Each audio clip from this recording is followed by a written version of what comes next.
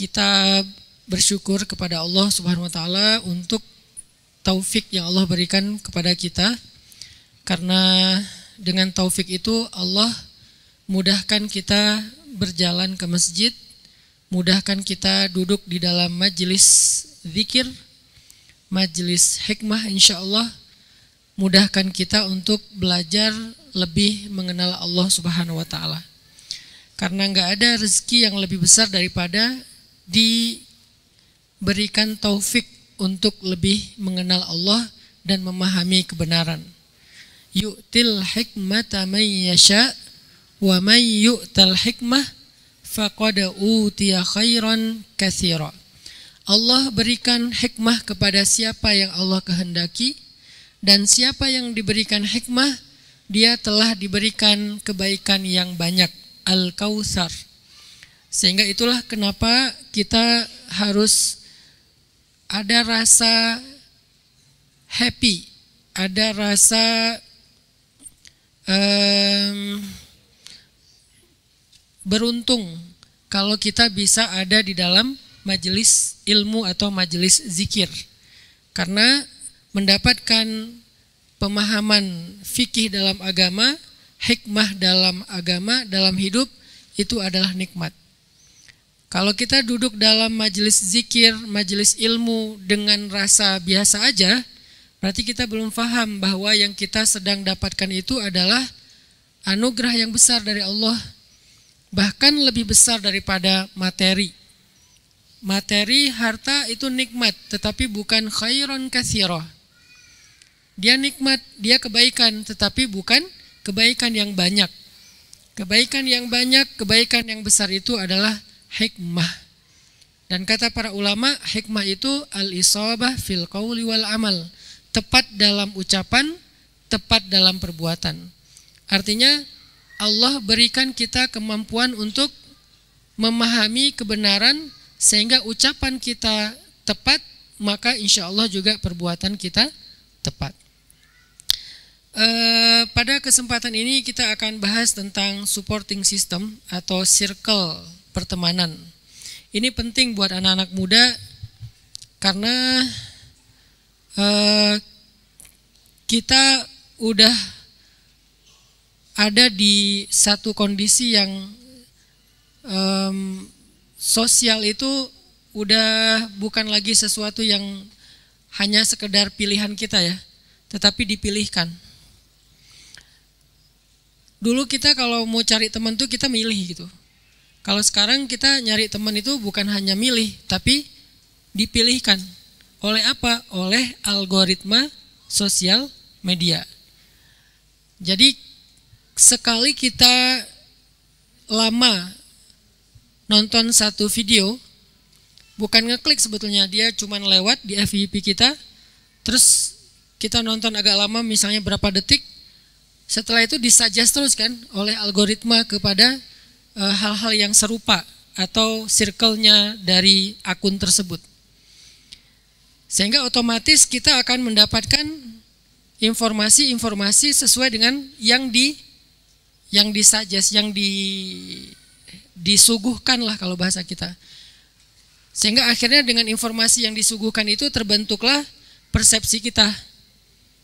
Jadi saya sekarang makin yakin ya, persepsi kita itu nggak bisa kita katakan 100% objektif tentang apapun sekarang, tentang apapun. Karena informasi yang kita anggap objektif itu adalah sebagiannya memang hasil browsing kita nyari memang. Sebagian lagi adalah disuggest ketika kita nggak sengaja ngelihat sesuatu misalnya. Kayak misalnya kita ngelihat sebuah konten tentang fikih. Konten fikihnya sebutlah dalam urusan sholat misalnya, yang kunutnya sholat subuhnya ada kunut. Kita nonton tuh konten kenapa sholat subuh itu ada kunut. Udah gitu nanti dia muncul lagi tuh konten lain tentang bacaan niat, muncul lagi konten lain tentang basmalah itu jahar, muncul lagi konten lain bersentuhan dengan istri itu batal wudhu, muncul lagi konten lain dan seterusnya di suggest ya. Karena tadi awal nonton sholat subuh pakai kunut. Satu lagi nonton misalnya yang ini bid'ah, nanti di suggest lagi yang ini juga bid'ah, yang itu juga bid'ah, yang akhirnya lama-lama banyak banget kebid'ahan yang kita tahu ya. Akhirnya kita menyimpulkan oh ini bid'ah, oh ini bid'ah, dan seterusnya. Dan ini adalah saya nggak lagi menghakimi siapapun, lagi ngebangun sebuah persepsi bahwa oh ternyata pandangan kita tentang sesuatu itu disuggest oleh algoritma, disuggest oleh yang pertama kali bahkan kita nonton secara nggak sengaja gitu. Saya misalnya nonton Gus Baha, itu setelah itu muncul terus akhirnya saya jadi ngefans sama Gus Baha. Nggak sengaja sekali saya nonton Aldi Taher, akhirnya muncul terus sampai saya sekarang ngefans sama Aldi Taher. Jadi selain saya ngefans sama Gus Baha, saya juga ngefans sama Aldi Taher karena dia disuggest terus Aldi Taher sampai saya tahu lagu terbaru Aldi Taher yang Cinta Terhalang Tembok itu kan gara-gara disuggest. Terakhir misalnya anak saya tuh kan senang ngelihat saya nyembelihan. Akhirnya dia nyari sapi ngamuk. Akhirnya muncul cerita-cerita sapi ngamuk kan yang ada di Idul Adha kemarin dan yang udah lalu-lalu masih diulang lagi. Keluar sapi, setiap saya buka karena pakai iCloud-nya, iCloud saya walaupun dia pakai tablet tapi iCloud-nya sama. Jadi kalau saya buka YouTube itu yang keluar tuh sapi ngamuk. Sehingga saya banyak dapat akses tentang sapi ngamuk. Teman-teman nonton penyembelihan saya, nanti akan muncul lagi penyembelihan walaupun banyak yang di blur, banyak yang cuman pas awalnya nggak sampai nyembelih, saya aja yang agak ekstrim nunjukin karena ada niat edukasi. Tapi kan kesuggest kan, maka itulah pertemanan kita hari ini. Algoritma mensuggest kita kepada satu konten, satu nilai, bahkan sebuah circle pertemanan di sosial media. Kita nge-following siapa. Itu kan nanti ada semacam suggest juga di atas ya. Kamu kalau mau follow ini juga karena dia follow ini misalnya. Akhirnya kita kalau nggak follow pun dia muncul lagi lama-lama ya udah kita jadi kayak nge-follow walaupun sebetulnya kita nggak following dia, tapi kita sering dapat informasi dari dia. Nah itu pertemanan hari ini di sosial media dan itu nggak bisa kita abaikan lagi. Itu sedikit banyak mulai mempengaruhi persepsi kita, mempengaruhi selera kita, mempengaruhi behavior kita, perilaku kita dalam keseharian itu diawali dengan persepsi kan tentang sesuatu di sosial media. Maka saya merasa bahwa belajar tentang circle, supporting system, pertemanan ini tuh penting di zaman sekarang. Sehingga walaupun kita nggak akan bahas ilmiah banget, lagi-lagi kita lebih kepada motivasi aja mencari circle yang positif yang bisa jadi support system kita. Tapi ini penting. Jadi kita nge-follow siapa, kita nge-klik konten siapa, itu penting untuk membangun persepsi kita tentang sesuatu. Dan belajarlah kalau misalnya mau objektif menerima informasi, klik versi yang menurut kita kayaknya bukan itu yang kita pengenin gitu kadang-kadang. Kadang-kadang harus kayak gitu. Akhirnya kita, oh enggak gitu ya ternyata ya. Oh ternyata emang sosial media ini angle kamera banget ya. Kalau dilihat dari sebelah sini kayak salah, pas dilihat dari sebelah sini enggak salah. Walaupun emang dilihat dari mana juga salah. Seperti mengatakan, qala Rasulullah sallallahu alaihi wasallam fil Qur'anil Karim. Itu mah dilihat dari mana aja salah kan ya. Karena katanya Rasulullah bersabda di dalam Al-Quran, kan nggak ada Rasulullah bersabda di dalam Al-Quran. Ini dilihat dari angle manapun salah. Tapi ada beberapa kasus yang beda angle, beda kesimpulan. Dilihat dari sini kayak salah, dari sini salah banget, dari sini emang parah gitu. Jadi kayak emang beda-beda kesimpulan. Ada juga yang ekstrim, yang di sini salah, yang di sini nggak salah. Nah artinya, apakah kita cukup dewasa untuk melihat angle-angle yang komprehensif yang berbeda ini, lalu kita jadikan itu sebagai salah satu sumber informasi, walaupun harusnya nggak jadi referensi sih.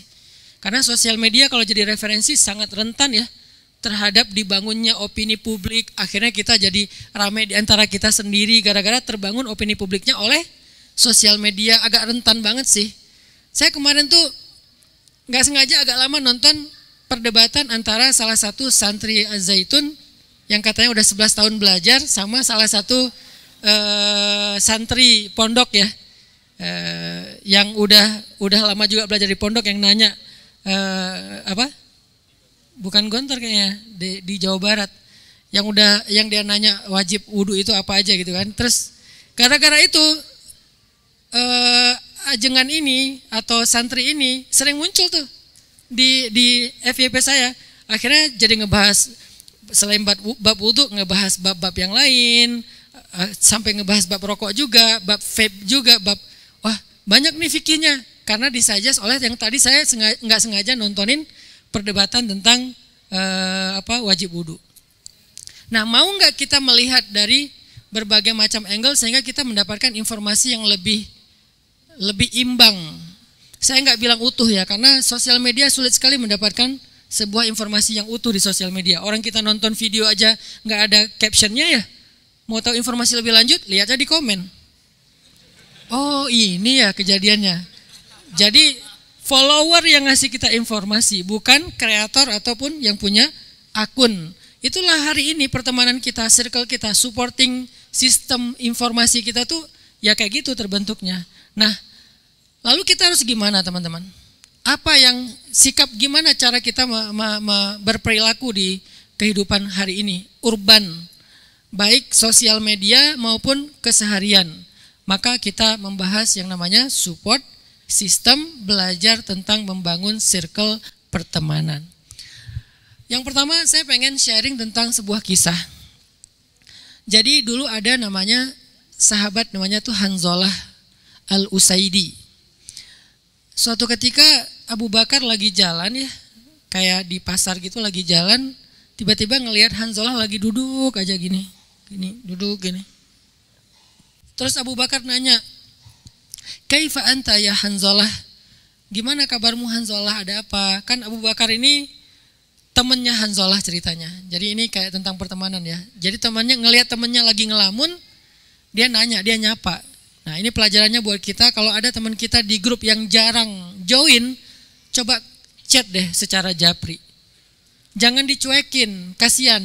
Karena kalau dia sering ada yang rame di grup, dia nggak ikut nge-replay, nggak ikut rame, mungkin dia lagi ada masalah. Bukan lagi ada masalah sama orang grup, mungkin lagi ada masalah di rumahnya atau dalam kehidupan dia. Coba japri dia. Kaifa anta ya. Kalau bahasa Abu Bakar tuh kaifa anta ya Hanzalah, itu nggak sengaja ketemu, tapi Abu Bakar care gitu kan, ngelihat temannya, bukan teman akrab banget sebetulnya, ngelihat temannya ada yang duduk sendiri gini di dekat jalan gitu, ditanya kaifa anta ya Hanzalah, kenapa wahai Hanzalah, kamu ada apa, gimana kabarmu hari ini? Hanzalah langsung ngomong, nafaqah Hanzalah. Hanzalah itu sudah munafik. Subhanallah, madza taqul, kata Abu Bakar. Maha suci Allah, kamu ngomong apa Hanzalah, kok kamu ngomong kayak gitu? Pasti ada masalah besar kan, sampai dia menyimpulkan dirinya munafik. Nafaqah Hanzalah. Subhanallah, madza taqul ya Hanzalah, kenapa, kok ada cerita apa? Cerita ke aku gitu. Nah ini namanya support system. Jadi mau dengar cerita. Akhirnya Abu Bakar duduk di sebelah Hanzalah, Hanzalah cerita, ya Abu Bakar, wahai Abu Bakar, aku tuh kalau lagi ketemu Nabi, Hanzalah ini by the way dia katibur Rasulillah, dia penulis Nabi, penulis hadisnya Nabi. Aku tuh kalau lagi duduk bersama Rasulullah, Rasulullah cerita tentang surga, cerita tentang neraka, menceritakan tentang kebesaran Allah, rasanya aku dekat banget sama surga. Rasanya aku tuh kayak nyaman banget, tenang banget, iman aku itu ningkat banget kepada Allah. Tapi kalau aku keluar dari majelis Nabi, keluar dari rumah Nabi, keluar dari masjid Nabi, aku ketemu istri, ketemu anak, ketemu teman, ketemu urusan dunia, rasanya aku semua yang tadi aku dapatkan itu hilang seketika, seolah-olah aku ada di gerbangnya jurang api neraka. Udah dekat banget sama neraka. Sehingga rasanya aku nih kayaknya nggak benar orangnya, munafik banget nih. Merasa dirinya yang munafik. Abu Bakar sebagai sahabat, nih perhatikan akhlaknya support system tuh kayak gini ya. Sebagai sahabat, kan kita tahu imannya Abu Bakar tuh di atas imannya kaum muslimin ya. Mungkin Abu Bakar nggak separah Hanzalah sih, naik turun tapi nggak separah ini yang lagi naik dekat surga, lagi turun dekat neraka. Tapi sebagai teman, Abu Bakar itu empati. Terus Abu Bakar bilang apa? Oh iya ya, aku juga kayak gitu. Ya udah yuk kita tanya ke Rasulullah. Ini adalah teman yang support system banget. Dia nggak bilang, oh kirain. Nggak ngomong gitu. Tapi dia mencoba untuk ya kita sama gitu. Pengen merasakan apa yang dirasakan Hanzalah. Oh ya, iya ya aku juga kayak gitu selama ini. Aduh gimana ya? Ya udah kita tanya Rasul yuk. Artinya Abu Bakar itu kayak apa ya? Nggak mau mematahkan atau menolak curhatnya Hanzalah. Seolah-olah ya sama. Ini orang-orang psikolog nih pasti ngerti banget nih metode ini. Kenapa kok dibikin Hanzalah itu jadi kayak merasa nggak sendiri gitu. Ternyata yang gini bukan aku doang. Ternyata dia juga gitu. Coba kalau misalnya dia orang yang nggak empati. Oh ya udah banyak istighfar aja. Ya emang gitu sih bagi orang yang baru hijrah. Kayaknya kamu salah guru. Kayaknya kamu dan segala macam dijudge gitu kan. Apalagi dimarah-marahin, kamu dasar ahli neraka segala macam. Itu kan nggak empati kan. Kalau Abu Bakar itu empati banget. Dia langsung bilang, aku juga kayak gitu. Gimana ya? Ya udah kita tanya Rasul yuk. Akhirnya ditemani sama Abu Bakar ke Rasulullah. Ditemani loh. Dan ini yang saya rasakan sekarang. Kemarin saya ke Pasuruan. Memang sengaja pengen ziarah ke kuburnya salah satu wali di Pasuruan yaitu Kiai Abdul Hamid atau dikenalnya dengan Mbah Hamid. Ketemu sama cucu beliau yaitu Gus Ama. Pas mau ketemu sama cucunya, itu tuh udah malam loh. Kita ziarah itu jam 11:30 malam. Tapi masih dianterin. Dan itu enggak sekali saya ngalamin itu. Datang ke siapa dianterin. Datang ke Habib Umar Al-Mutahhar di Semarang. Dianterin sama Habib Muhammad Al-Mutahhar. Dianterinnya jauh. Lalu pas udah beres diantar pulang lagi. Sampai udah beres baru ditinggal. Jadi benar-benar pertemanan yang apa ya, yang bukan cuma sekedar basa-basi, tapi dia mensupport. Saya mau kemana dia support. Yang pasti saya kemana-mana tuh diantarin sama Gus Mahathir. Saya mau ke Jakarta, ketemu sama Buya SAS. Gus Mahathir terbang dari Jember ke Jakarta. Bayangin dari Jember ke Malang aja udah lebih dari 4 jam. Malang terbang ke Jakarta. Jadi beliau udah duluan datang, saya masih on the way di tol. Kenapa? Pengen nemenin saya, pengen ketemu sama misalnya Kiai sama Habib atau siapa, itu ditemenin. Saya teringat Abu Bakar juga ketika ada sahabatnya yang punya masalah itu ditemenin. Padahal Abu Bakar mungkin ada hajat, ada keperluan, tetapi beliau mendahulukan hajat temannya yang ngerasa kayak lagi drop banget, lagi down banget. Apa perasaannya? Aku kayaknya nggak benar nih, aku kayaknya munafik banget nih, aku kayaknya lagi berat banget nih spiritual, aku kayak lagi garing banget, lagi gersang banget dan seterusnya. Apalagi kalau tahu teman mau bunuh diri, jangan dianterin ke tower atau ke jurang. Ya udah aku bantuin yuk, aku orangnya empati kok. Kamu mau apa sih? Mau bunuh diri? Jadi ini artinya Abu Bakar tuh orang yang sangat-sangat care, sangat empati. Sosial emosionalnya tuh bagus banget sehingga di pertama Abu Bakar langsung nyamain diri dulu, aku juga gitu, padahal enggak, kayaknya Abu Bakar enggak gitu deh. Walaupun Abu Bakar bukan basa-basi dan bohong ya, tapi ngerasa gitu, saking low profile-nya Abu Bakar ngerasa gitu, bahwa ngerasa kayak ya sama juga saya dengan kamu, bukan enggak sih kalau aku sih kayaknya iman aku stabil deh, cuman biar empati sama kita, enggak gitu sih. Abu Bakar tuh humble ya humble benar. Kalau kita sih kan humble-nya humble flexing ya.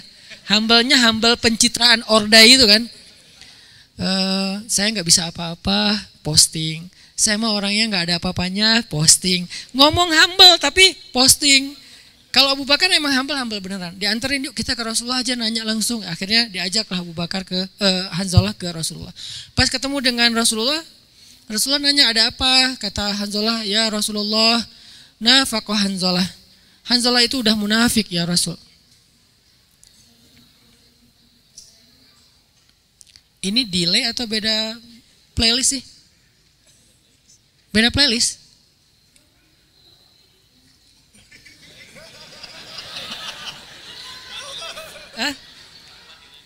Delay ya?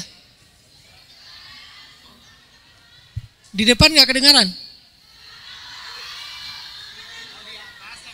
Di atas nggak kedengaran?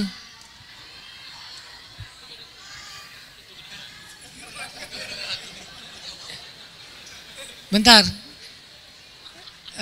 Bentar saya tanya dulu. Teteh di atas kedengaran nggak?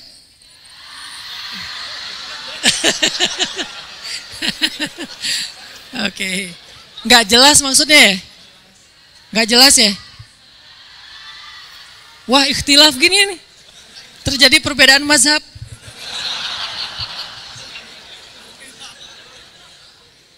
Oke. Saya coba, boleh operator suara soundnya digedein lagi. Tapi cerita tadi nangkep nggak? Iya, harus ngulang lagi dari awal. Jadi gini, suatu ketika Abu Bakar, ini kayak kita nonton film ya, terus adegan utamanya udah lewat gitu. Ini kenapa sih kok ada yang mati gitu? Nggak dengar ya tadi ya? Masya Allah, ngapain aja?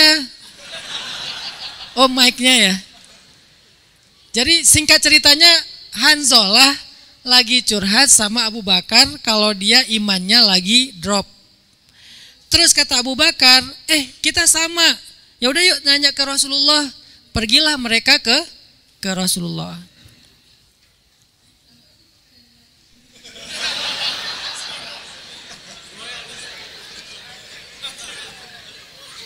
Kayaknya nggak ada kata-kata Hanzalahnya ya di sana ya. Beda playlist nih. Boleh diarahin ke sini aja biar kita nonton bareng. Terus pas sampai ke Rasulullah nanya, ada apa gitu. Kata Hanzalah, ya Rasulullah, nafaqah Hanzalah. Ya Rasulullah, Hanzalah itu sudah munafik. Kenapa kok kamu ngomong kayak gitu Hanzalah? Kata Hanzalah, kalau saya lagi dengan engkau ya Rasul, iman saya naik. Sampai rasanya saya udah ada di dekat surga, kayak sejengkal gitu jarak ke surga. Tapi pas saya pulang, iman saya drop langsung, seolah-olah saya ke neraka itu cuma sejengkal. Maka saya nggak benar ya Rasulullah, kayak orang munafik.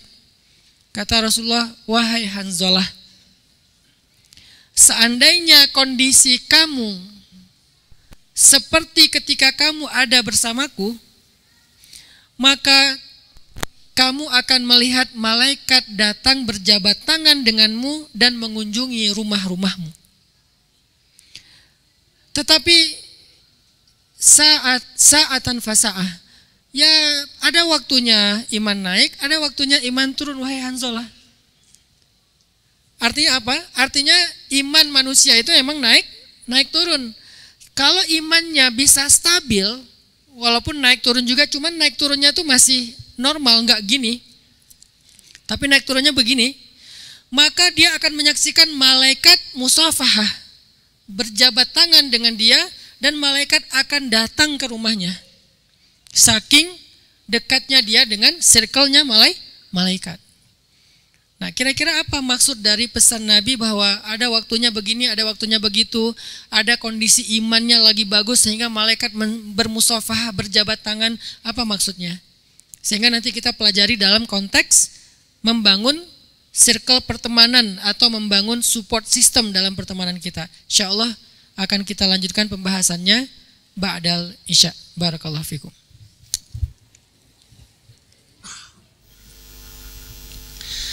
Baik, bismillahirrahmanirrahim. Teman-teman, kita lanjutkan sharing kita tentang circle pertemanan atau support system. Tadi kita membahas kisah dari sahabat Nabi yang bernama Hanzalah al-Usaidi bersama dengan Abu Bakar As-Siddiq. Ada banyak banget inspirasi dan pelajaran dari adegan tadi. Inspirasi yang pertama adalah tentang bagaimana seorang sahabat itu memperlakukan sahabatnya. Jadi kalau kita belajar dari Nabi, sahabat, tabi'in, tabi'ut tabi'in, para ulama, kita bukan hanya bisa mengambil pelajaran fikih dan ibadah dari mereka. Mereka adalah generasi terbaik dari semua sisi. Jadi selain terbaik dari sisi ibadahnya, terbaik dari sisi fikih dan keilmuan, mereka juga yang terbaik dari sisi moral, akhlak, perilaku, ataupun sosial. Sehingga ketika kita belajar tentang masalah moral, masalah sosial, kayak tentang support system, coba kita ambil mereka sebagai teladan kita. kisah-kisah mereka itu cukup inspiratif untuk kita jadikan sebagai teladan ataupun kebaikan dalam kehidupan sehari-hari kita. Kayak misalnya gimana Abu Bakar itu ketika ngelihat ada temennya yang dia kenal lagi ngelamun sendiri atau lagi diam sendiri kayak lagi ada masalah, disapa sama Abu Bakar. Kaifa anta ya Hanzalah? Kamu lagi kenapa wahai Hanzalah? Kamu lagi apa wahai Hanzalah gitu. Dan nanyanya tuh kalau kita coba pakai sedikit theater of mind atau mengimajinasikan sejarah, Abu Bakar itu nggak nanya dengan nada sinis atau dengan bahasa tubuh yang nggak akrab gitu, nggak. Hari ini kita agak sedih ya, orang ketika udah semakin mengerti agama tuh kok bahasa tubuhnya tuh agak arogan gitu. Makin mengerti agama kok makin bahasa tubuhnya tuh nggak friendly banget gitu, udah mulai kaku. Kalau orang melakukan kesalahan, ngelihatnya tuh kayak rendah banget. Padahal kesalahan itu dilakukan oleh siapapun. Kita pun bukan orang yang sempurna kan, dari kesalahan banyaklah kesalahan kita. Pas kita ngelihat ada orang yang salah mungkin di depan kita dalam bab ibadahnya, sebutlah dia ketika sujud misalnya, kayak fikih yang kita pelajari dari Ustadz Awalul Zikri, nggak sempurna posisi sujudnya, atau mungkin dia nggak tahu cara takbir yang benar, atau mungkin softnya atau apa. Kita udah nggak lagi ada rasa cinta dan ukhuwah. Yang muncul adalah merasa lebih tahu dan lebih benar. Sehingga dengan merasa lebih tahu dan lebih benar itu kita memandang orang lain itu rendah. Ini sebetulnya ini nggak kayak gitu sih perilaku para sahabat. Para sahabat itu bahkan Nabi aja ngelihat ada orang yang nggak tahu Islam lalu melakukan kesalahan yang cukup agak ekstrim, yaitu buang air kecil di dalam masjid, itu kan nggak dimarahin dipukulin ya, tapi diajak ngobrol kenapa misalnya. Nah, akhlak-akhlak yang kayak gini tuh harus sering kita baca dari Nabi, para sahabat dan orang-orang soleh sebelum kita. Sehingga ketika kita semakin berislam dengan baik, harusnya rahmatan lil alamin dari keberislaman kita itu langsung kerasa. Orang yang udah hijrah itu langsung kerasa rahmatan lil alaminnya. Orang yang udah ngaji itu langsung kerasa rahmatan lil alaminnya. Bukan justru mending lo gak usah ngaji deh, daripada lo sejak ngaji itu udah galak, udah arogan, udah suka nyalahin, udah udah nggak friendly banget, udah sinis. Jadi ngelihat apapun tuh kayak sinis gitu. Kayak semua dunia ini nggak ada yang benar, susah gitu ya. Kok gini ya? Jadinya kayak ya nggak gitu juga sih. Nabi dan para sahabat itu ketika mereka memahami Islam nggak membuat mereka merasa paling gitu, si paling surga, si paling benar misalnya di antara yang lain, enggak. Makanya pas ngelihat Hanzalah kayak gitu nanya, kaifa anta ya Hanzalah, kamu kenapa wahai Hanzalah gitu. Saya ngebayanginnya Abu Bakar tuh nanya kayak gitu tuh sambil duduk di sebelah Hanzalah, bukan sambil lewat. Lo kenapa sih? Enggak gitu. Kaifa anta ya Hanzalah. Terus karena saya mendengar cerita ini selain membaca kisahnya ya, mendengar dikisahkan oleh ulama yang saya jadikan referensi, beliau menceritakan tuh dengan nada yang enak gitu. Dengan nada yang enak. Salah satunya misalnya Syekh Ramadan Buti, semoga Allah memberikannya pahala syahid, yang mendapatkan ujian ketika beliau lagi ngajar tafsir kan, kepala beliau ditembak ya. Itu awal terjadi Arab Spring kan di Suriah. Ketika diceritakan oleh Syekh Ramadan Buti atau Syekh para ulama-ulama yang lain, itu saya mendengar kok kisahnya tuh kayak sahabat itu orangnya tuh akrab banget, terus perhatian banget, bukan yang gini-gini. Jadi enggak, ya Hanzalah, kenapa kamu? Enggak gitu sih nadanya. Dia nadanya, kaifa anta ya Hanzalah, kamu kenapa Hanzalah? Nah ini pelajarannya adalah peduli sama teman. Jadi kita jangan pas lagi ada maunya doang kita baru nyapa.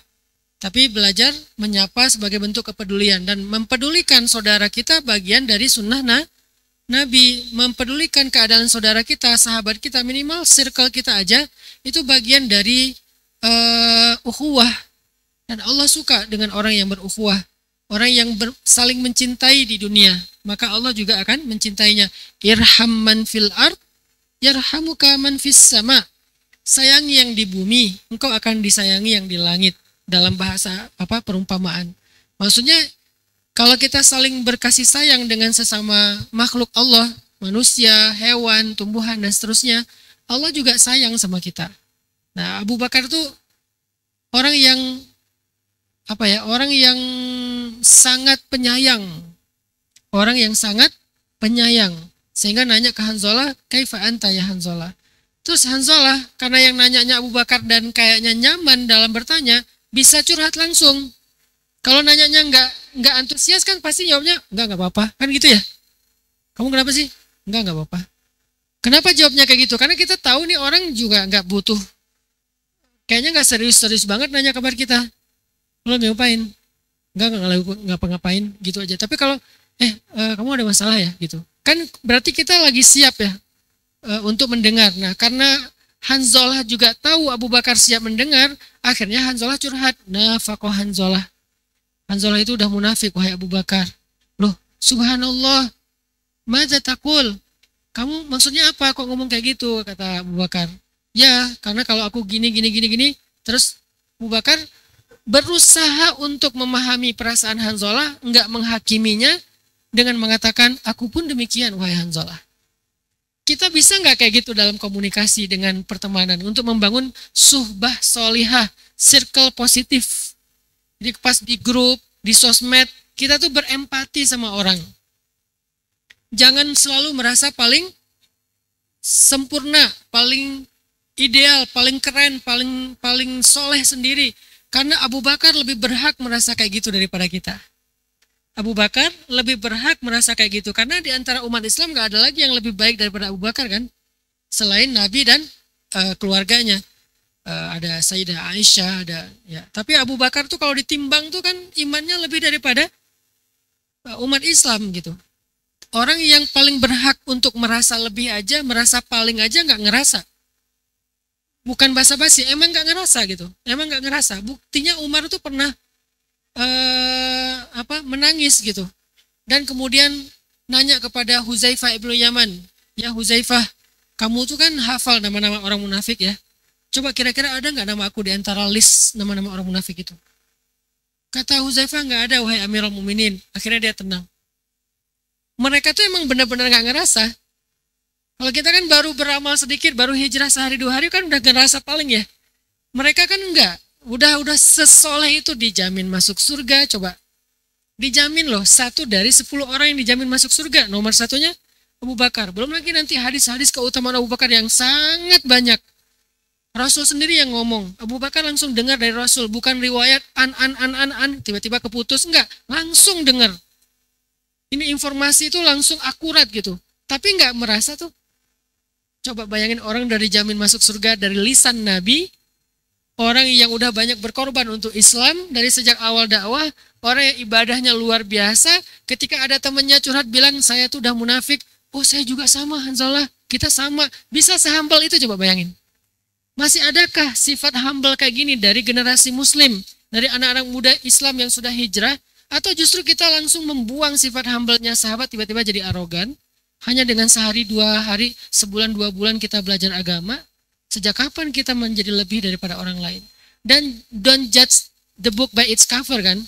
Seringkali kita ngelihat orang tuh biasa aja, padahal dia seorang ahli sariroh. Apa itu sariroh? Ibadah rahasia. Yang kita lihat dia penampilannya biasa, ternyata dia punya ibadah rahasia. Yang kita nggak pernah tahu. Makanya belajar dari Abu Bakar, oh ternyata membangun circle positif itu, bahasa Arabnya suhbah solihah, bi'ah solihah, itu memang harus punya humble, harus punya sifat rahmah. Rahmatul alamin itu sifat rahmah artinya. Lil alamin artinya ke siapa aja, kita rahmah gitu. Makanya kemarin pas kita bahas di kebun, mungkin teman-teman banyak yang gak datang ya, fikih berkurban. Ternyata para ulama, jumhur, mayoritas ulama berpendapat hewan kurban itu boleh loh diberikan kepada non muslim.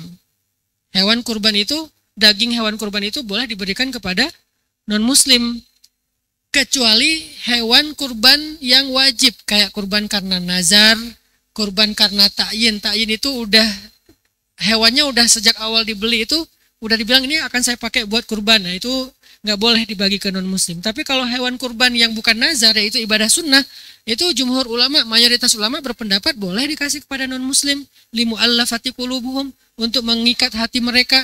Sebegitu rahmahnya, sebegitu penyayangnya Islam gitu. Apalagi hewan kurban yang diberikan pemerintah dari Baitul Mal, itu lebih luas lagi jangkauan pemberiannya. Malah boleh dijual hasil dagingnya. Jadi kalau kita dapat hewan kurban dari wali kota misalnya ya, itu dagingnya boleh dijual loh. Tapi kalau dari sesama kita nggak boleh dijual, kecuali fakir miskin boleh menjualnya. Sebegitu leluasanya Islam memikirkan kemaslahatan. Tiba-tiba kita merasa paling, bahkan apalagi kalau misalnya teman-teman baru belajar Islam pulang ke rumah semua disalah-salahin, kasihan ayahnya, kasihan ibunya yang tiba-tiba anaknya pulang, bapak, nadanya nggak gitu sih, itu nada timur ya, nada Sunda gimana sih? Bapak gitu, betul tidak? Rinada agim, ya gitu deh. Mah gitu, mama kenapa gini? Mama nggak pakai jilbab, mama neraka. Iya nggak pakai jilbab itu salah, cuman cara menyampaikannya bukan dengan arogan kita udah pasti benar, dengan kasih sayang. Dengan kasih sayang suami ke istri, orang tua ke anak, apalagi anak ke orang tua, sahabat ke sahabat. Memang kita kadang ingin kebaikan buat dia dengan nasihat, tapi dengan kasih sayang. Watawasau bil haqqi watawasau bil marhamah. Jadi untuk menjaga rahmahnya, menjaga kasih sayang diantaranya, selain watawasau bis sabr. Akhirnya Abu Bakar bilang, aku juga sama wahai Hanzalah. Yaudah yuk kita tanya ke Rasul. Berangkatlah ke Rasul. Rasul ngasih nasihat yang tadi. Nasihatnya apa? Sa'ah fasa'ah. Jadi emang ada waktunya, saatnya kayak gini, ada saatnya kayak gitu.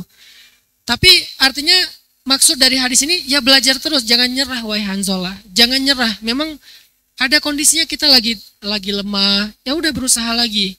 Nah hadis ini nggak bisa kita pahami sendiri, harus kita kaitkan dengan ayat dan hadis yang lain supaya terbangun persepsi yang utuh tentang maksud Rasulullah Shallallahu Alaihi Wasallam. Di dalam surat At-Taubah ayat 119 kita pernah bahas ini juga. Allah Subhanahu Wa Taala berfirman, Ya ayyuhalladzina amanuttaqullah wa kunu ma'as shadiqin. Itu nanti di rumah saya kasih challenge ya teman-teman, tolong baca tafsir dan asbabun nuzul dari ayat ini. Itu ceritanya indah banget tentang Ka'ab bin Malik. 3 orang yang yang di istilah kita tuh dikucilkan oleh Nabi selama 50 hari. Kalau ibarat sosial media itu di unfollow, kemudian bahkan di blok. Kan ini berat banget kalau udah diblok ya. Pernah diblok gak sih?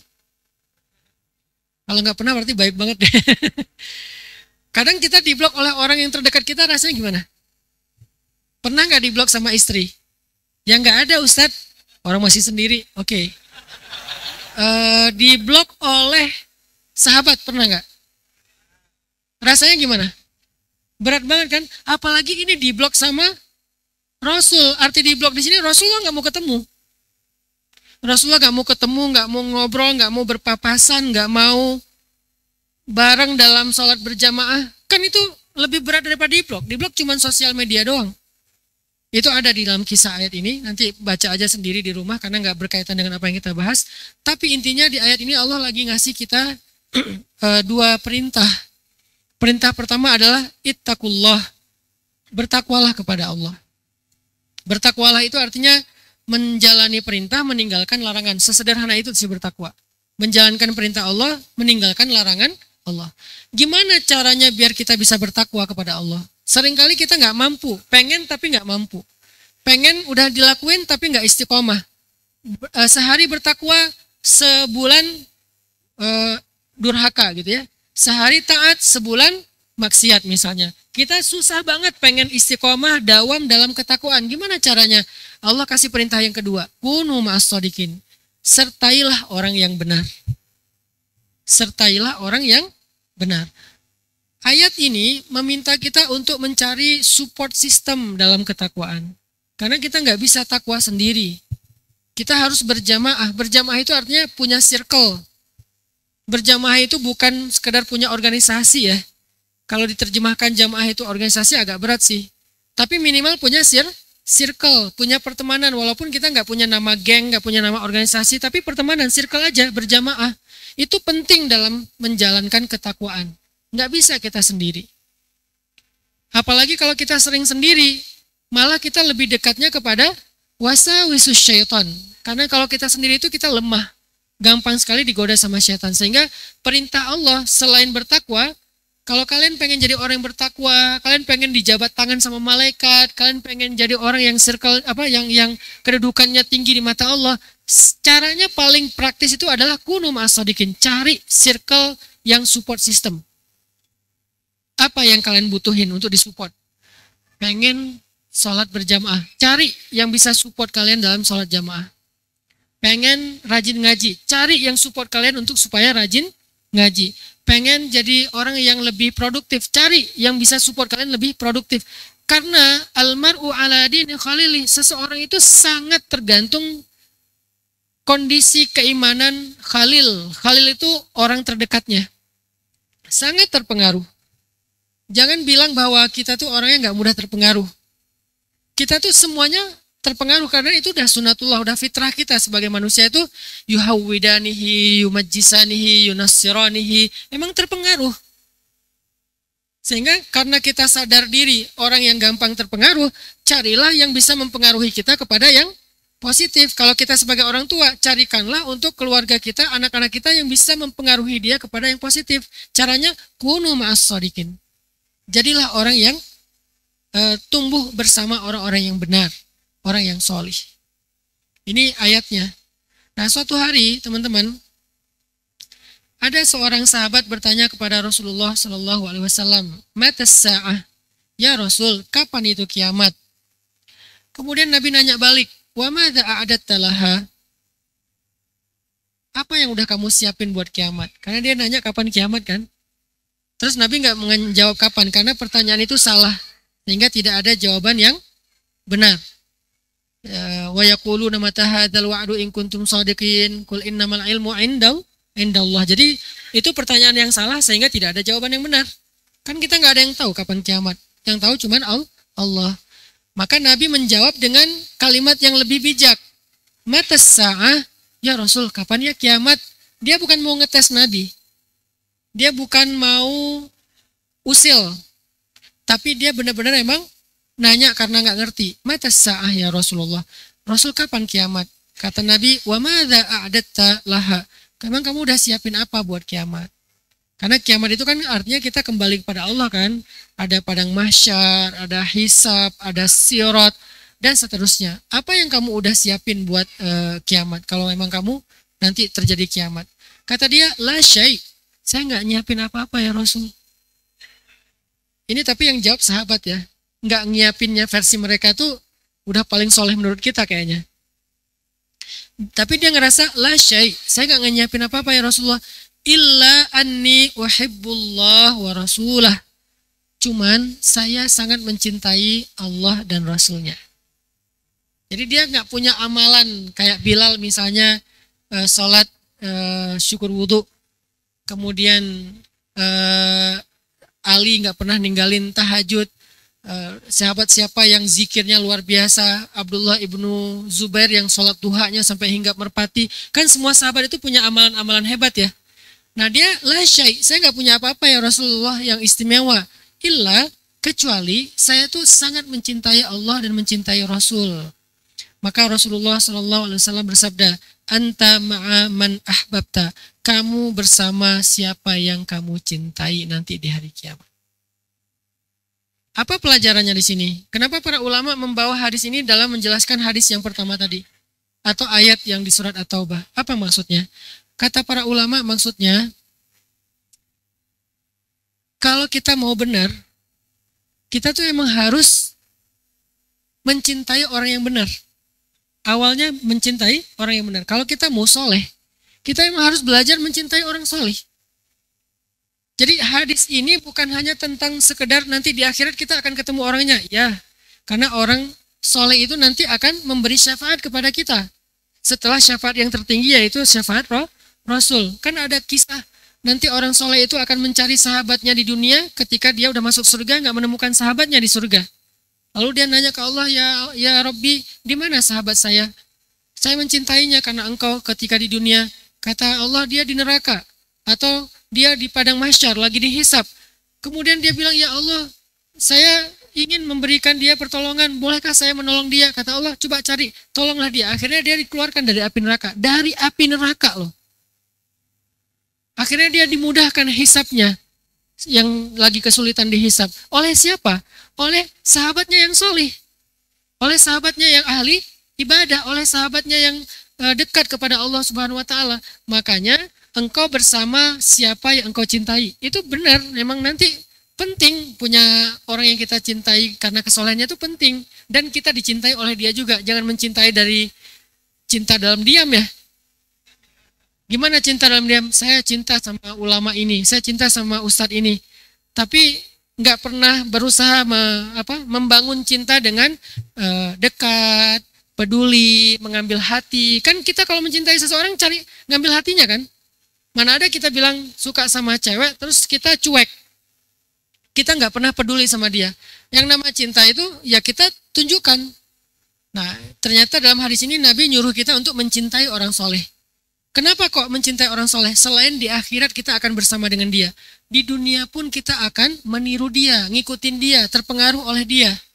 Sehingga karena kita terpengaruh oleh dia dalam kesolehan, pengaruh itu yang akan membawa kita bersama dengan dia kelak di akhirat. Pertanyaannya sekarang, apakah kita punya list orang soleh yang kita cintai karena Allah?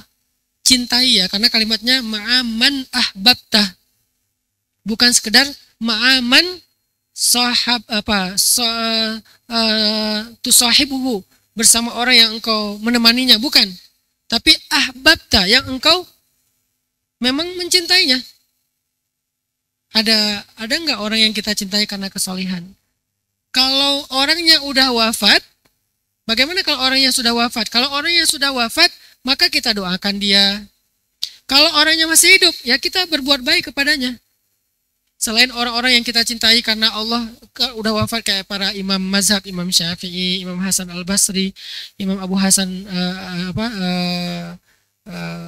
Sya'rawi dan seterusnya. Jadi kita Imam Abu Hasan Al-Asy'ari dan seterusnya, kita mencintai mereka karena Allah, tapi kan kita nggak bisa berbuat baik ya.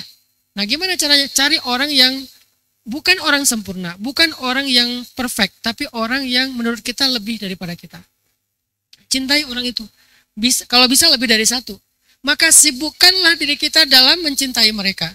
Selain mencintai orang tua, mencintai pasangan, itu udah nggak usah didebat lah. Kalau gitu, nanti kita jadi mendua Ustaz. Enggak, beda. Mencintai pasangan dengan caranya, mencintai orang tua dengan caranya, mencintai orang soleh dengan caranya. Tapi emang kita mencintai itu, mencintai pasangan ada ibadahnya, mencintai orang tua apalagi, mencintai orang soleh juga ada fadilahnya. Dan hadis ini muttafaqun alaih. Hadis Bukhari dan Muslim.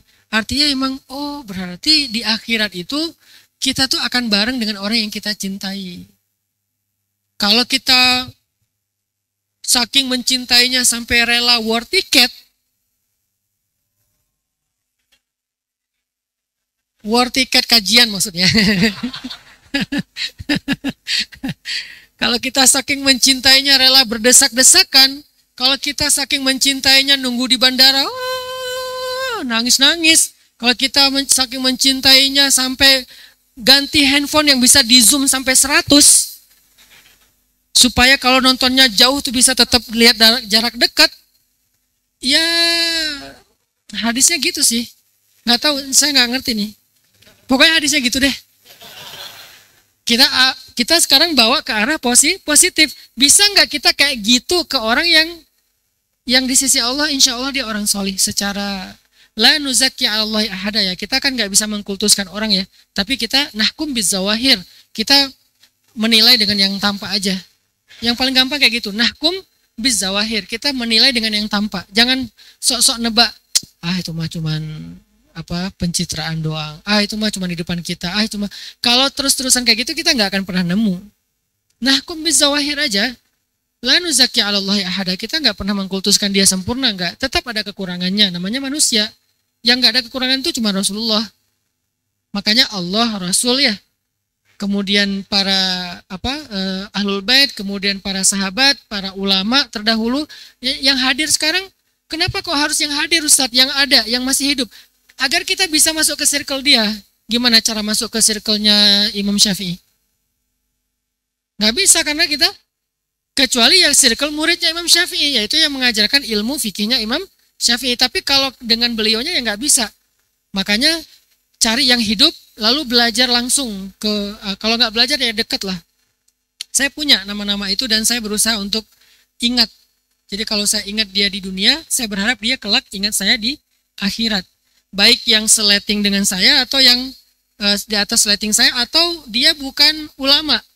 Tapi saya melihat dia lebih baik daripada saya dalam ibadah, lebih soleh daripada saya dalam ibadah. Sehingga saya anggap dia sebagai orang yang harus saya cintai. Dengan segala keterbatasan dan kekurangannya pastinya. Selama bukan dosa besar, bukan yang ingkar kepada Allah. Ya, kalau dosa kecil yang namanya manusia bisa silap. Makanya sekarang pelajaran berikutnya dari support system, circle positif adalah siapa orang yang kita cintai dalam hidup selain orang tua dan pasangan atau keluarga kita. Kalau ada, kalau nggak ada, cari. Kriterianya apa Ustadz? Shodiqin. Kriterianya adalah orang yang soleh secara zahir. Kalau kita menemukan itu, maka kita mencoba untuk mencintai dia karena Allah. Lihat kesolihannya, jangan lihat totalitas dirinya, kesolihannya aja. Bab yang kita kagumi, udah itu aja fokus. Masya Allah, Masya Allah. Terus kita kayak berusaha untuk dekat dengan dia, berusaha menyenangkan hatinya, mengunjungi dia. Tapi hati-hati juga, jangan overacting, jadi ngeribetin. Ya, jadi ngeganggu. Nah, kita harus bisa ngukur lah. Mana yang mengganggu, mana yang memberi kenyamanan. Itu pasti beda. Kan ada cewek yang kalau kita terlalu agresif, dia juga malah jadi ilfil kan. Jangan agresif kayak gitu juga sih, jungkir balik, caper-caperan, tiap malam ngirim emoticon. Udah gitu, pura-pura salah chat. Fit call, orang nggak mau fit call dipaksain fit call, nelpon berkali-kali, kalau ditolak ulang lagi, udah kayak call center ya. Kan ada adabnya, apa adabnya dalam Al-Quran? Di surat Al-Mu'minun dikasih tahu adabnya, di surat An-Nur dikasih tahu, kalau kalian masuk ke rumah orang mukmin minta izin. Kalau nggak diizinkan, pulanglah, karena itu lebih baik untuk kalian. Ini berlaku juga untuk nelpon. Kalau kalian nelpon, nggak diangkat, jangan nelpon balik. Jangan ulang lagi sampai 10 kali ngeganggu orang. Siapa tahu dia lagi ada meeting Zoom. Kita telepon, hilang pula dia ke logout gara-gara kita. Akhirnya tiba-tiba dia harus masuk lagi ke Zoom, harus masuk lagi gara-gara telepon kita misalnya. Settingannya belum di ini sama dia. Jadi adabnya kayak gitu, kita jangan ngeganggu. Cuman berusaha untuk dekat. Berusaha untuk membangun hubungan yang baik dengan orang tersebut. Jadi anta ma'a man ahbabta, kamu bersama siapa yang kamu cintai. Di mana? Kelak di akhirat. Cari, insya Allah masih ada lah, walaupun bukan orang-orang yang sempurna. Di sekitar kita tuh baik teman kita, atau guru kita, atau saudara kita, ada aja orang yang insya Allah lebih baik agamanya daripada kita. Terus dalam hadis yang lain Nabi juga bersabda, ini juga hadis Bukhari Muslim, kata Nabi, "Salasun man kunna fih wajada halawatal iman." Ada 3 hal, kalau kita punya 3 hal ini, kita akan ngerasain iman itu, ibadah itu nikmat banget. Pernah nggak sebelum tidur kangen tahajud? Pernah Ustadz? Itu namanya halawatul iman. Pernah nggak hari Selasa kangen hari Kamis? Aduh udah lewat nih hari Senin, kangen hari Kamis. Pernah nggak beres tilawah, kangen pengen tilawah lagi? Pernah nggak pulang dari masjid, kangen ke masjid lagi? Kalau pernah, itu namanya halawatul iman. Gimana rasanya? Indah banget. Kalau belum pernah, coba berusaha. Nanti akan ada satu titik di mana kalian ngerasain bahwa yang namanya dengar ngaji itu lebih indah daripada dengar musik. Walaupun saya mengambil pandangan fikih bahwa tidak semua musik itu haram, tapi saya sepakat mendengar ngaji lebih baik daripada mendengar musik. Itu udah pasti nggak bisa dibanding lah, nggak apple to apple banget udah. Gimana sih mendengar ngaji sama dengan musik? Nggak sama, lebih baik. Kecuali yang ngajinya salah-salah ya. Kalau yang ngajinya rekaman di Spotify atau mungkin di YouTube kan itu udah saringan, biasanya bagus-bagus, kita juga bisa milih. Itu pasti lebih baik.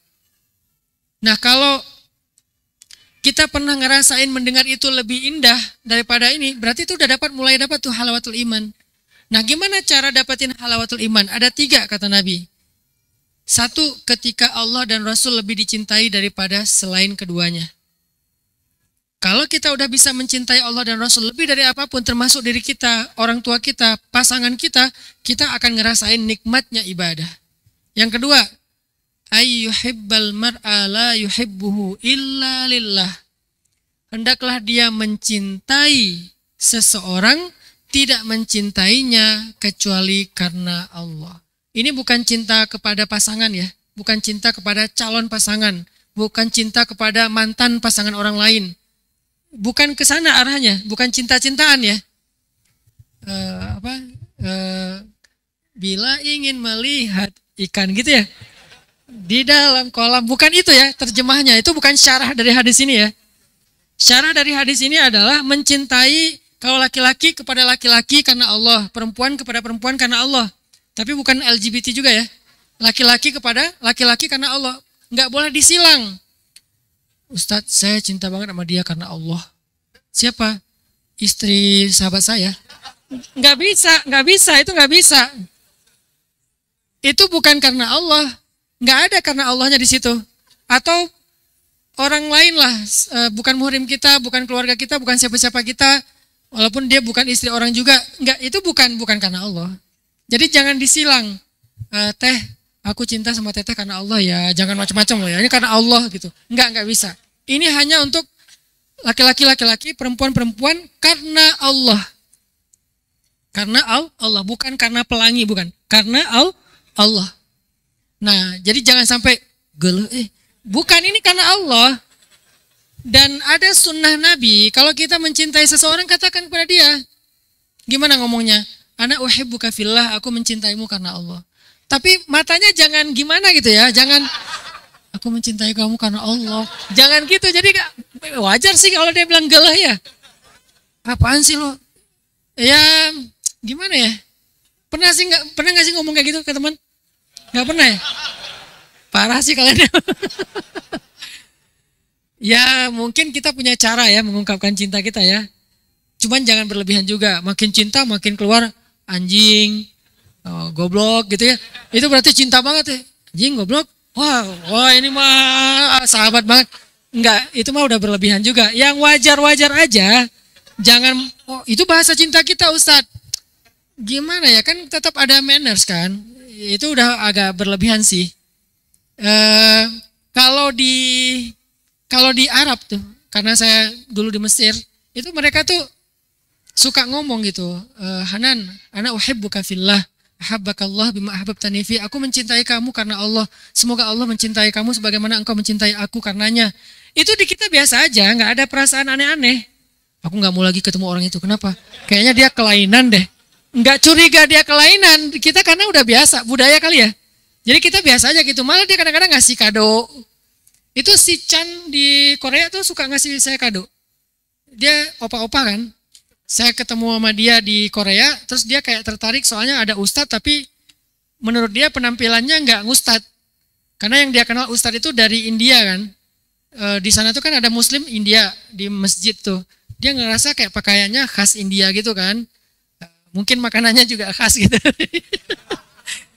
Tapi nggak semua orang India gitu kan. Cuman mungkin yang muncul di sosmed kan sekarang gini kan. Saya ngerasa, kenapa yang muncul di FYP saya semuanya perindavan. Lama-lama saya jadi seneng, enak ya, gurih banget. Kan gak semuanya kayak gitu. Tapi kan karena yang muncul itu, jadi dia pikir ya orang India tuh kayak gitu, Muslim tuh kayak gitu. Pas ketemu, loh kok ini kayak santai banget. Pakai kupluk, pakai celana, dan seterusnya. Akhirnya dia jadi akrab sama saya.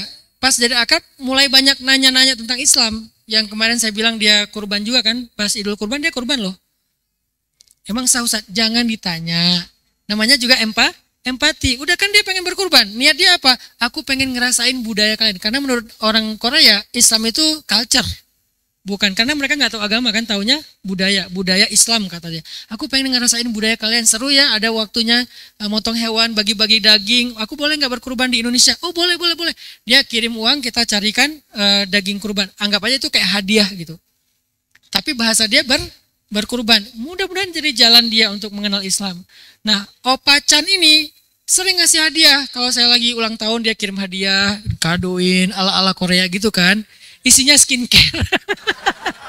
Wah ini nyindir saya nih. Mentang-mentang saya nggak sebening dia. Saya kalau lagi foto sama dia malas banget. Susah ngeditnya. Kalau saya kasih filter banyak, dianya hilang keputihannya. Kalau saya ngirimin original, dianya bening, sayanya butek gitu. Ya, jadi malas banget. Chan, aku nggak mau foto sama kamu foto aja sendiri. Jadi kayak ngasih hadiah buat mereka. Saya nggak bilang dia kelainan, enggak, normal, dia normal banget. Dia tuh pemain sinetron Sassy Girl tuh loh. Cuman bukan pemain utama, Korea mah bukan utama juga kan, kayak di Kita Bintang Utama ya. Dia pemain sinetron itu terus udah mulai belajar Islam sekarang. Ya kita doakan mudah-mudahan Allah memberi dia hidayah. Intinya adalah ini biasa. Jadi jangan terlalu sensitif arah-arah ke negatif gitu. Apaan sih? Udah kita jauh-jauhan, bahaya misalnya gitu. Enggak, karena ada sunnah Nabi mengatakan, terserah gimana bahasanya, tapi bahasa yang sunnahnya ana uhibbuka fillah. Tapi kalau nggak bisa kayak gitu, apa ya tadi, anak apa tadi ya, ana uhibbu apa ya, supermi atau apa ya tadi. Kalau nggak hafal, katakan dengan bahasa kita. Kalau nggak bisa ngomong dulu karena memang culture-nya beda, katakan dengan, bukan dengan bunga ya. Katakan dengan perhatian, kita perhatiin sama dia, lo gimana, lo butuh apa segala macam. Ke orang yang kita anggap dia lebih soleh. Apalagi orangnya memang selain soleh berilmu. Yang insya Allah kita berhusnuzon dia menjadi orang yang dekat di sisi Allah SWT. Makanya hendaklah mencintai seseorang, tidak mencintainya kecuali karena Allah. Yang ketiga, ayyakraha ayyauda ilal kufri kama yakrahu ayyuqadhafa finnar. Membenci kepada kekufuran sebagaimana dia benci kalau dia masuk ke dalam api neraka. Ini beda tema tapi akan sampai ke level itu kita nggak suka dengan dosa. Tapi poin yang kedua adalah ternyata kalau kita pengen halawatul iman, iman itu ideal, yaitu berarti kita harus punya circle, suhbah solihah. Kalau circle itu mendukung kita sering silaturahim. Makanya budaya datang ke ulama, datang ke kiai, datang ke habib, datang ke ustadz, itu budaya bagus teman-teman. Kalau bahasa di Jawa Timuran, Jawa Tengahan itu sowan kan. Itu tuh budaya bagus, itu bukan budaya hanya NU, bukan. NU mempopulerkan sebuah budaya yang bagus, sunnah Nabi, yaitu apa? Datang ke ulama, datang ke orang solih. Dan itu sesuatu yang baik sekali untuk kita jadikan sebagai lifestyle kita. Gimana cara datangnya Ustaz? Apa nggak ngerepotin? Kita lihat kondisi. Kalau kita datang ke rumahnya ngerepotin, maka datang ke, kalau di Jawa itu datang ke pondoknya. Kalau dia nggak punya pondok, datang ke majelisnya kan gitu kan? Sebagaimana ayahnya Imam Al-Ghazali suka duduk di majelisnya ulama di masanya dan mencintai ulama itu, mendengar dengan sangat antusias sampai menangis, kemudian berdoa, ya Allah berikan saya anak seperti itu. Itu berarti dia mencintai ulama. Yuhibbunal ulama wa yujalisuhum. Yuhibbul ulama wa yujalisuhum. Dia mencintai ulama dan duduk dalam majelisnya ulama. Kayak gitu, kita sering datang, kita sering hadir. Kalau bisa kita hadir paling depan sehingga diingat. Kalau misalnya supaya diingat kita berbuat baik, dan itu emang nyata. Dan saya ngomong ini itu karena saya juga mencoba untuk mengamalkannya. Jadi kayak misalnya sebutlah ada ustadz kita lah, Ustadz Amri Fatmi, Ustadz Awalu Zikri. Karena saya mencintai mereka karena Allah, saya tuh pengen lebih sering duduk dalam majelis mereka. Karena saya nggak mau cuma duduk sendiri, pengen bawa kalian. Akhirnya saya ngundang mereka ke Bandung supaya kita semuanya juga dapat syafaat ilmunya mereka. Kebaikan dari tabarruk dari ilmunya mereka. Kayak gitu caranya. Jadi berusaha, pas mereka datang ke sini, saya pengen menyenangkan hati mereka. Misalnya penginapannya cari yang terbaik. Kemudian kalau dia nginapnya di kebun, di pesantren di Cilengkrang, ya udah kasih kamar yang terbaik. Terus sama teman-teman anak-anak shift semuanya coba perhatikan kebutuhannya, mulai dari kebutuhan di kamar, makannya, segala macam, kendaraannya, yang terbaik lah, excellent service banget, supaya apa? Supaya mereka ingat dan ridho dengan kita. Sehingga kalau mereka ridho dan ingat dengan kita, insya Allah nanti di akhirat juga ingat dan ridho dengan kita. Sebagaimana mereka ingat di dunia, akan ingat juga di akhirat. Kalau di dunia nggak ingat, di akhirat nggak ingat. Bikin dia ingat kita di dunia. Si Fulan kemana ya? Kan Nabi suka nanya, Fulan kemana? Karena Nabi ingat dengan dia. Itu yang kita lakukan teman-teman. Mencari circle yang positif. Yang terakhir, kenapa saya bikin pesan underscore trend? Kenapa nggak bikin pondok pesantren? Pondok pesantren itu lembaga pendidikan formal untuk melahirkan calon-calon ulama.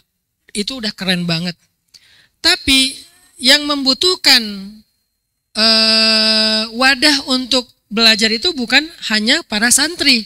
Anak muda yang bukan santri juga butuh. Yang ngampus, yang SMA, yang sekolah umum. Kan kita semuanya juga butuh kan. Butuh wadah untuk belajar Islam tapi yang enggak seberat pondok pesantren. Akhirnya saya bikinlah sebuah wadah pesan underscore trend, plesetan pesantren. Apa sih sebetulnya ini? Tempat nongkrong anak muda. Tujuan saya bikin pesantren yang di Cilengkrang itu, supaya anak muda di Bandung dan sekitarnya punya circle positif dalam nongkrongnya. Makanya kita pengen konsepnya ada kafe, forest konsep, masjidnya, kafenya di sebelah masjid, supaya kalau azan gak jauh-jauh untuk ke masjid.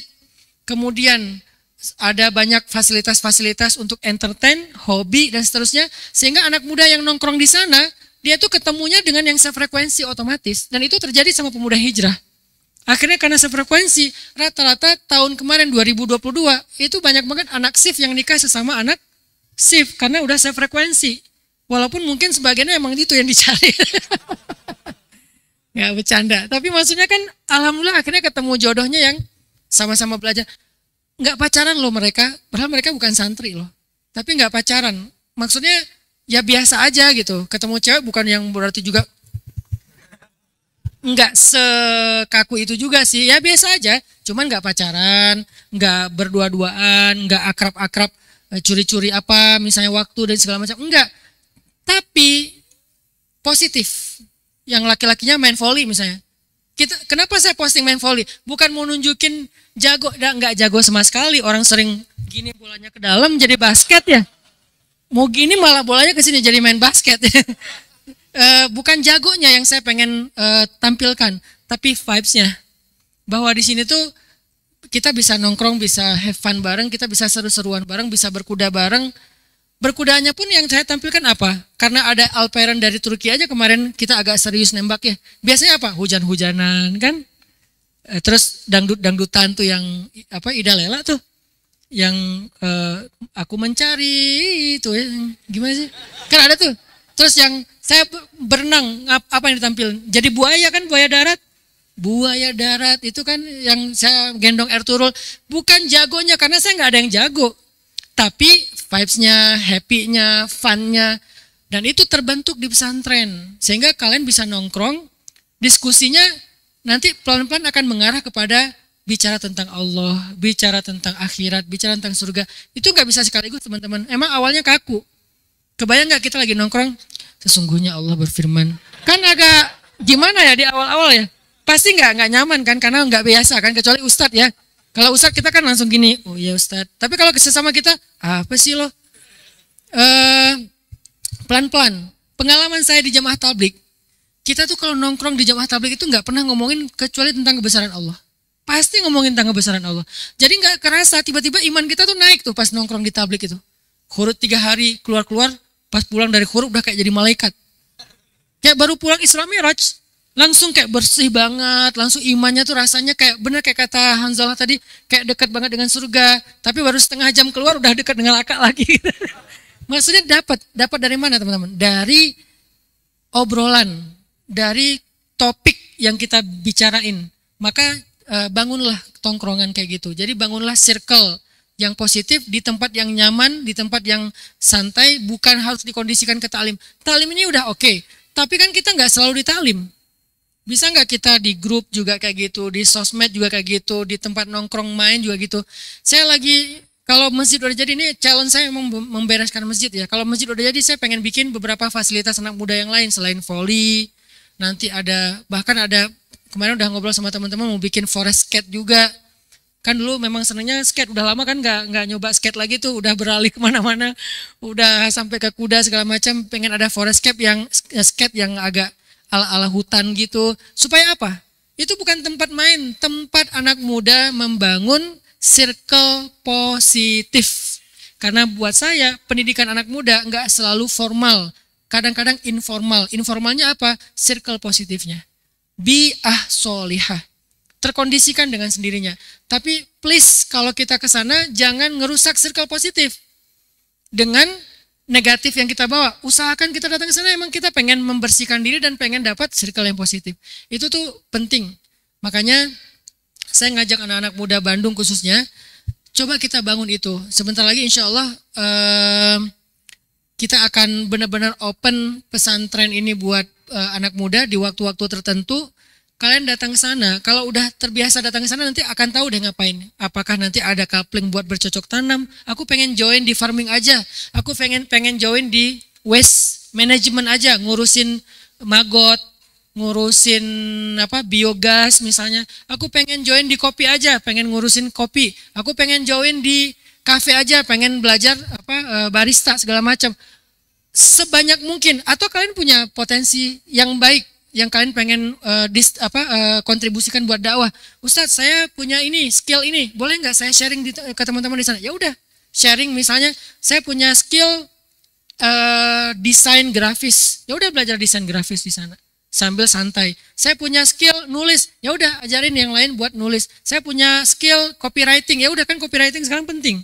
Jangan diambil sama AI semua kan, biar ada manusianya juga. Saya punya skill public speaking kayak Kak Buni. Kak Buni bikin kelas walaupun nggak formal loh di sana tentang public speaking. Dika salah satu santrinya Kak Buni. Jadi Dika itu adalah santrinya Kak Buni. Kalau ketemu Kak Buni cium tangan Kak Buni sebagai santri. Baru halo, jadi cium tangan dulu. Adab santri gitu kan.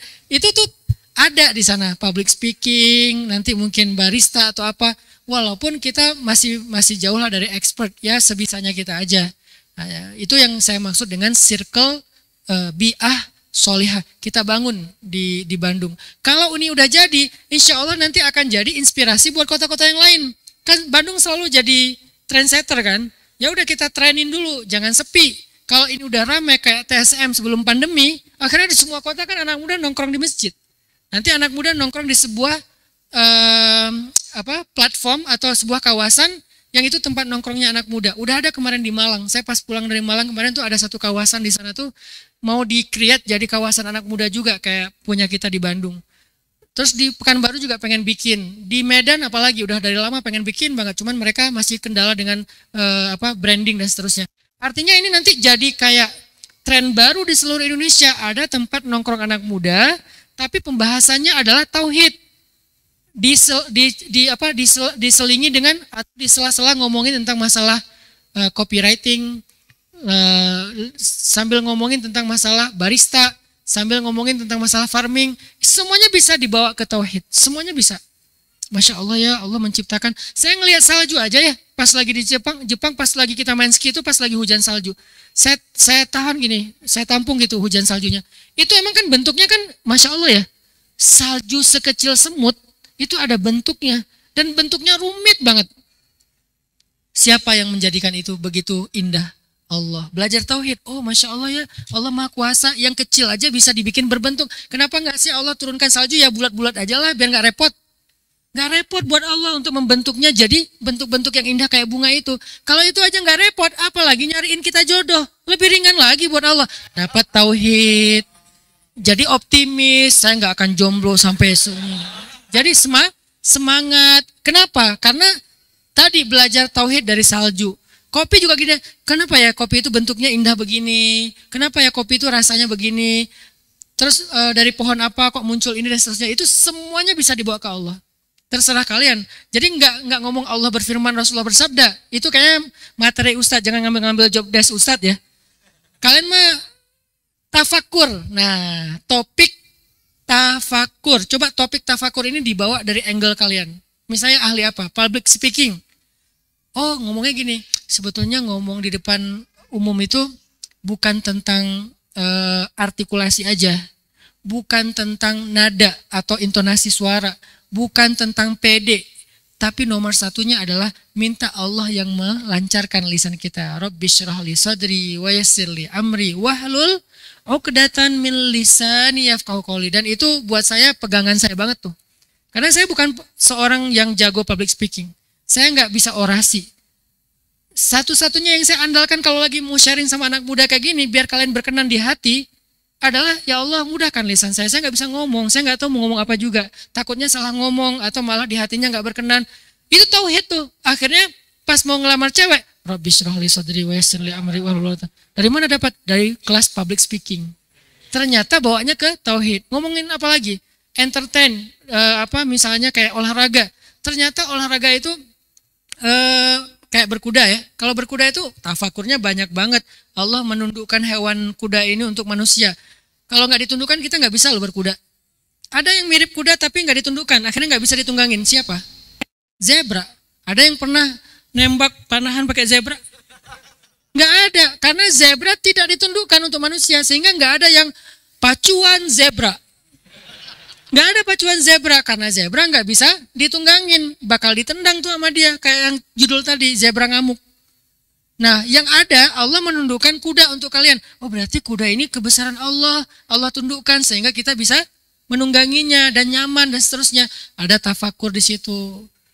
Apalagi olahraga yang disukai Nabi udah pasti banyak tafakur banget tuh, menembak memanah. Ya yang walaupun bukan olahraga di zaman Nabi, tetap aja olahraga yang positif, yang endorfin, ada aja tafakurnya. Coba jadikan itu topik ketika nongkrong di kebun, nongkrong di forest camp, nongkrong di pesan_trend. Insya Allah nanti kalian kalau lagi pengen healing atau kayak lagi Hanzolah, lagi ngerasa imannya lagi lemah nih, naik aja ke atas. Di atas atau janjian sama teman duduk nongkrong di atas. Di atas ya tadi ngobrolinnya tentang tafakur. Yang saya pernah cerita pas saya lagi belajar farming, saya baca buku The Miracle Life of Plants. Ternyata tanaman itu bisa baca pikiran kita. Oh Masya Allah ternyata tanaman itu hidup ya. Akhirnya ngobrol sama tanaman, disangka orang gila.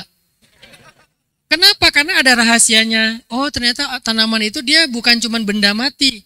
Oke kita yakini dia hidup, tapi apakah sebegitu komunikatifnya dengan interaktifnya dengan kita? Ya, makanya Nabi Daud itu ketika berzikir pengennya di alam.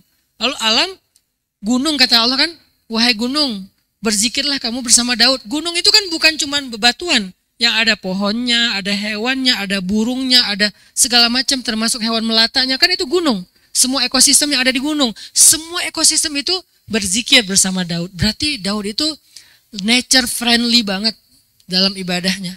Nah ini jadi pembahasan tafakur tentang farming, sampah. Allah itu nggak suka banget dengan mubazir. Kalau Allah nggak suka pasti ada solusinya. Oh ternyata bisa loh nggak mubazir, caranya begini. Yang sampah organik jadi ini, yang sampah yang nggak organik jadi ini.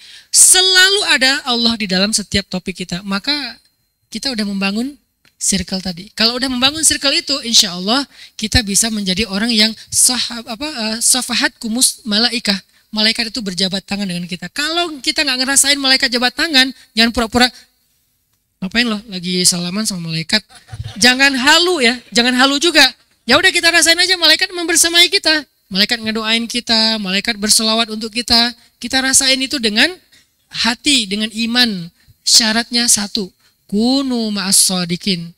Carilah circle orang solih, cintai mereka, duduk bersama mereka, bersamailah mereka, tumbuhlah bersama dengan mereka. Itu pentingnya suhbah as-solihah. Mudah-mudahan kita bisa mempraktekkan teladan dari Abu Bakar dan Hanzolah. Kita bisa memiliki komunitas ataupun circle yang shodiqin. Dan mudah-mudahan kita memiliki orang yang kita cintai karena Allah di dunia, yang kelak dia akan menyelamatkan kita kelak di akhirat. Allahumma inna nas'aluka ilman nafi'a wa qalban khashi'a wa lisanan sadiqa wa amalan salihan makbula. Ya Allah, beri kami ilmu yang bermanfaat, hati yang khusyuk, lisan yang benar, dan amal yang Engkau terima ya Allah. Rabbana atina fid dunya hasanah wa fil akhirati hasanah wa qina adzabannar. Subhanakallahumma wa bihamdika asyhadu an la ilaha illa anta astaghfiruka wa atubu ilaik. Wassalamualaikum warahmatullahi wabarakatuh.